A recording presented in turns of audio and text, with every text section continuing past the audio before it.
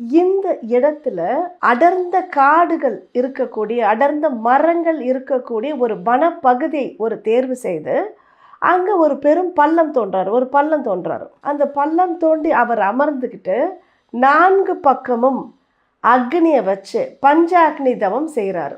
மிக கடுமையான தவம். அதுவும் வெயில் காலத்துல 4 புறமும் அக்னியால் சூழப்பட்டு 5வது அக்னியாகவும் நினைத்து இயற்கையை பஞ்சாக்னி தவம் செய்கிறாரு. குளிர்காலம் வரும் பொழுது நீரில் மூழ்கி தண்ணிலேயே இருந்துகிட்டு தவம் செய்கிறாரு.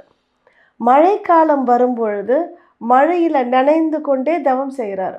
ஒவ்வொரு காலமும் அதற்கு ஏற்றார் போல அவருடைய தவம் மிக கடுமையா இருக்கு. இருந்தாலும் சிவபெருமான் காட்சி கொடுக்கவே இல்லை. சிவபெருமான் காட்சி தரணுன்றதுக்காக தான் இவருடைய தவம் மிக கடுமையான தவமா இருக்கு.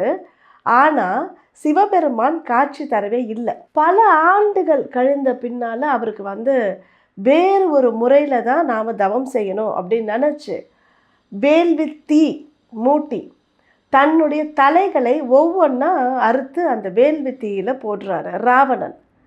அப்போ என்ன மாதிரியான ஒரு கடும் தவம் இருக்கும் பாருங்களேன்.